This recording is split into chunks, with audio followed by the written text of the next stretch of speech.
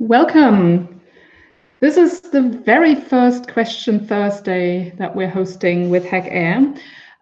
We're doing this basically because we want to give you a chance to ask all the questions that you have, give you a chance to ask all the questions that you have on air quality, on citizen science, and on hackAIR and what you can do with it. Today, we're with Dr. Evangelos Kosmidis. He is an expert in atmospheric physics from Thessaloniki, and Dr. Kosmidis is also one of the masterminds behind the hackAIR project. I don't think that without him, we would have been able to bring together that much of innovative functionality as we have been able to do. So we asked you to send a couple of questions beforehand, and we've received a few. If you have questions, you can still send them to us either in the chat of this video or also on Twitter on the hashtag Question Thursday. That's all perfectly welcome. But before we do that, before we get to your questions, I just want to ask Evangelos into the room. One sec. Hello. Hi, everybody. Hi, Vipke. Hello. Let's start at the beginning, Evangelos. When you're looking at air quality, why is that so important? Where do you currently see like the greatest risk for human health there? Air quality, as we all know, it's a great risk to many aspects of human health, but the most important ones, I would say that it's the respiratory problems that air pollution causes, and also the various cardiovascular diseases that are being affected by the air pollution. This happens in many ways, and depending on the condition or the sensitivity of every person, can have different effects on its health, on his health or her health. Mm-hmm. And can you give us a little bit of information of where air quality air pollution comes from? What are the biggest sources at the moment? Mm-hmm. The air pollution mainly comes from transport. If we're talking, of course, about urban environments, about the environments in our cities. In the cities, usually it comes from transport, and depending on the country which we live, comes from central heating as well. Of course, I'm not mentioning the industrial activities, because usually the industrial activities are not very close to the cities. So in the cities, it's mainly the transport, and from the transport, we mainly get 2 or 3 different kinds of air pollution. And now when we're looking at a project like hackAIR, which is very much on focusing on getting more data and complementing the data that we have with these low-cost sensors, why is that important? Why do we need more information about air quality? Well, air quality is something that there is out there in the air, and you can never know in which parts of your city or of your environment the air pollution is higher. The measuring stations and the measuring instruments of air pollution usually are very expensive. So we need to have a lot of measuring points everywhere in the city. If we have many measuring points, we will have a much better representation of the air pollution and where exactly the air pollution is, and we would be able to plan our activities or our protection. Mm-hmm. And can you give me an example there? Like, you're based in Thessaloniki. How many official measurement stations does Thessaloniki have? Mm-hmm. Well, in a city like Thessaloniki, and this is pretty much a rule of thumb for all over Europe, which is almost 1 million population, you can usually find 5 to 10 measuring stations in the center of the city. And you can find 5 to 10 peripheral stations covering the suburbs of the city. And this is a pretty typical situation. For example, in Brussels, which is a similar size city, the measuring stations are similar in number. Of course, this number is not enough because air pollution is dispersed, it's everywhere. These measuring stations represent the measurement happening at the specific place. So 2 blocks on the one side or on the other side, the air pollution can be different. Yeah, I mean, I was already noticing with my hackAIR sensors I'm running. I used to have one at the front of the street and then one in my backyard, and noticing that the air quality is oftentimes very different, especially when there's a lot of pollution from the street. The backyard is usually fine, so the difference can be very pronounced on a very small scale.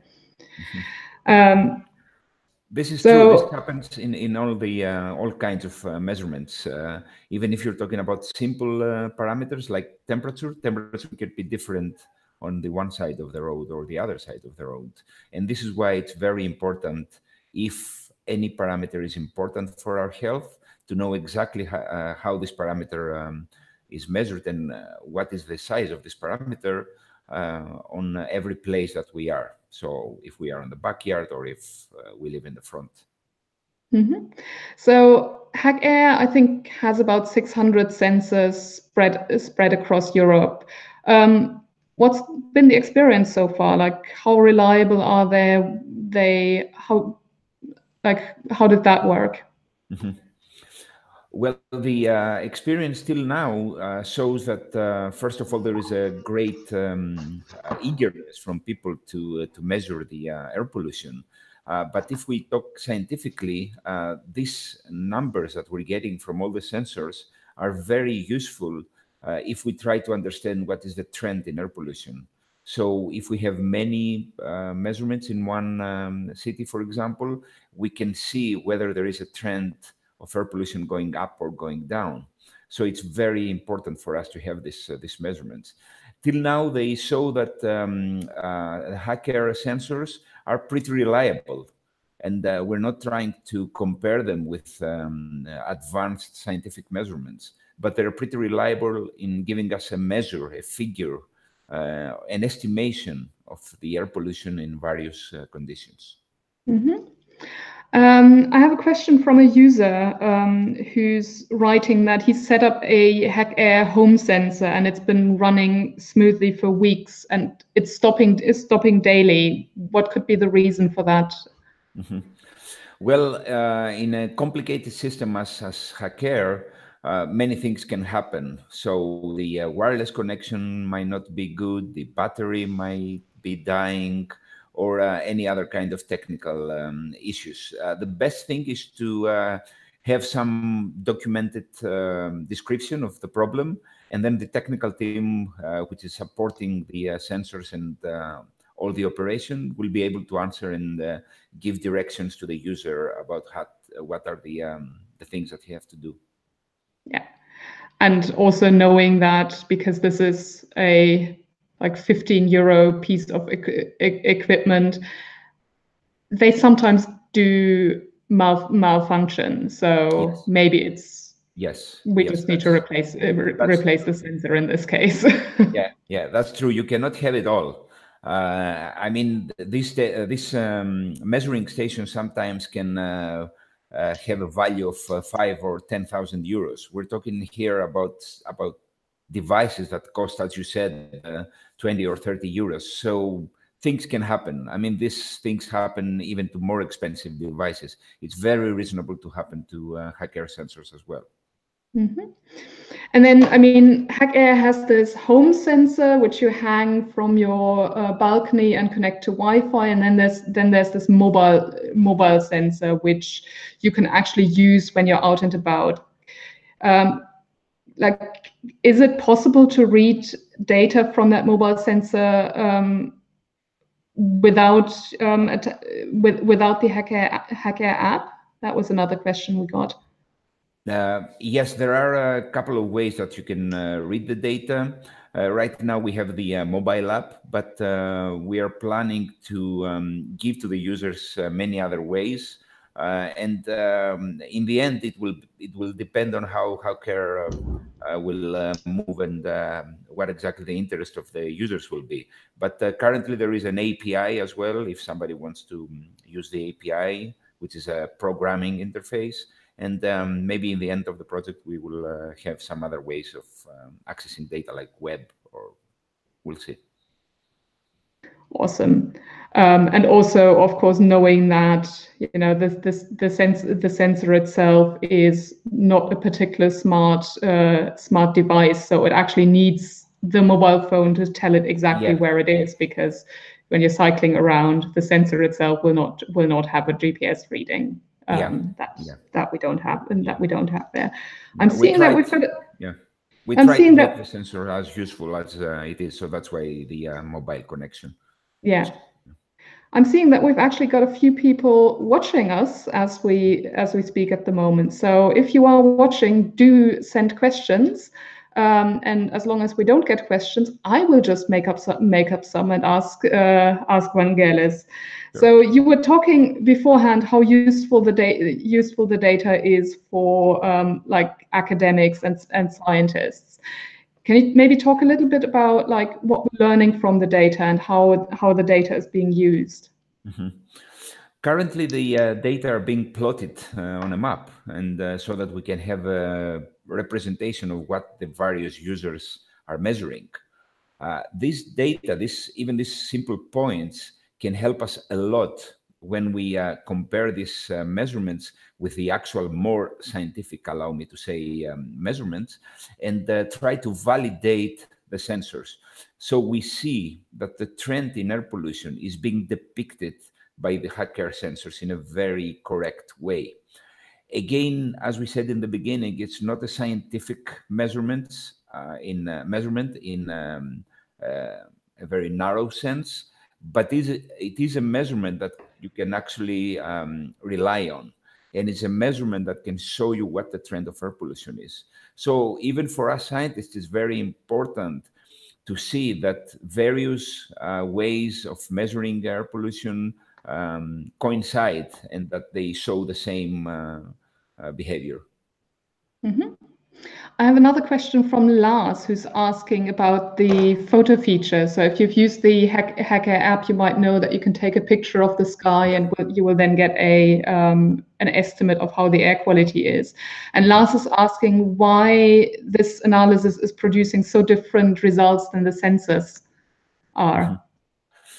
Mm-hmm. This is very reasonable for somebody to ask, because you actually use your mobile phone to look at the sky and you are in the same place where the sensor is. But when you use your mobile phone, the sky that you're looking at is not affected only by your specific place. It's being affected by the atmosphere all over. So if you look at the horizon, for example, till the horizon, let's assume that it's 5 or 10 kilometers, then the actual pollution that you measure represents all this atmospheric parcel between you and the horizon. So it's actually a very, what we call empirical measurement. And we had to do many assumptions on how exactly this measurement is going to work. And till now, again, as we said in the beginning, it gives us a figure of air pollution, which is in the correct sense. But it's very reasonable to be different because the one is it's a point measurement, while the other one measures a whole parcel in the atmosphere, a whole, part of the atmosphere. Yeah. And also knowing that in terms of what's already an established means of measuring air quality, this is like the photo analysis is probably one of the more innovative features of hackAIR, if I think about it. Like that's really something that only hackAIR has, and Yes. Yeah, that's true. It's a very innovative way of actually using something that was already in the scientific papers. There are many ways to measure what we call the optical depth of the atmosphere, which is how dark the atmosphere is depending on the air pollution that the atmosphere has. But till now, nobody has used such a simple way of accessing this information. And mobile phones are everywhere. The cameras now are very good in all mobile phones. So it was a natural development to use the mobile phones in order to assess the air pollution. So yes, it's very innovative, and we're very happy that it works. Yeah. So we've talked about getting more and better information about air quality, but of course, like, that doesn't actually solve the problem. So what's your hope of what's going to happen in terms of actually reducing air pollution? Like, what are you seeing citizens do with the data that, for example, hackAIR, but also other initiatives are collecting? Well, this is a very general issue, air pollution. And many people, although they realize that air pollution is very important, and they realize and they read all these papers that the air pollution actually kills people, they cannot realize the way this happens. We hope that by raising the awareness in many people, they will realize that, and they will start behaving in a way so that they protect themselves and their families. So it's very important for any user to know exactly where air pollution is in order to adjust the activities so that he or she can protect themselves from air pollution. So we hope that by raising awareness, we will make people, let's say, behave in a more protective way. Thank you. And then what's next for hackAIR? I mean, the platform exists, the mobile platform exists. Where is this going? What's your biggest hope for the project? Well, my biggest hope right now is to have as many users as possible. If we have a lot of users, then we can cover cities and greater areas in air pollution measurements. Then the next step is that if you have all these measurements, you can actually predict air pollution in a much better way, because you can see all the effects of traffic, for example, or central heating, or any other kind of effect. You can see this effect in the measurements. So the idea would be to have a very broad network of hackAIR, and not only hackAIR, because not only hackAIR sensors, because hackAIR is a platform as well. So many other sensors can be hosted on hackAIR. And if you have this kind of very analytical representation of air pollution, both scientifically and practically, it's a great way to forecast air pollution and to adjust your everyday life. Great, thank you. I think I'm roughly coming to the end of my questions. I'm also, let me just see. I'm also not seeing any additional questions come in. Do you have any final words for our listeners, Evangelos? Well, the one thing that I wanted to say is that it's very important for us to check this kind of measurements and to find these low-cost ways of measuring air pollution. It doesn't mean that we can replace all the scientific measurements, but it means that it will give us a very important and very useful figure of how air pollution is.